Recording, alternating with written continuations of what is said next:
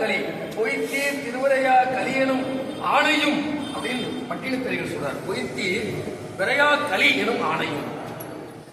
அது என்ன அர்த்தம்? சிவன் மேல ஆணைன்னு அர்த்தம். அக்கால வழக்கு அது. இப்ப யாருமே ஆணையிடுறது இல்லை. ஆணையிட்டா பூனை மாதிரி தாண்டி போயிட்டே தான் இருக்கிறான். கடைபிடிக்கும் கஷ்டம். ஆணையிட்டா கடைபிடிக்க முடியல. இல்ல கண்ட குயவனாக ஆணையிட்டார். பல ஆண்டுகள் இளமையை துறந்தார் அவர். அற்புதம் பாருங்க, நினைச்சு கூட பார்க்க முடியாது. அந்த அம்மா சொல்லும் போது அருந்ததியின் கற்பில் மிக்கார் திருவின் உருவமிக்காருங்கிறார் கேட்கிறார் பெருமான். லட்சுமியோட மகாலட்சுமியோட அத்துணை பேரழகம்.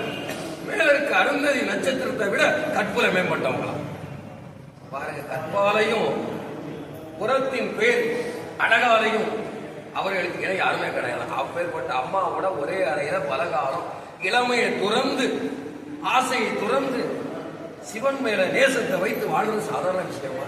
அதை எடுப்ப அந்த புராணத்தை சொல்ற ஆயனா அதான் மாது சொன்ன சூழால் இளமை துறக்க வல்லேன் அல்லே. அழகா சொல்றாங்க. வாழால் மகவறிந்து கூட்ட வல்லேன் அல்லே. மாது சொன்ன சூழால் இளமை துறக்க வல்லேன் அல்லே. நான் 4 திங்களில் கண் இறந்து அப்ப வல்லேன் அல்லே.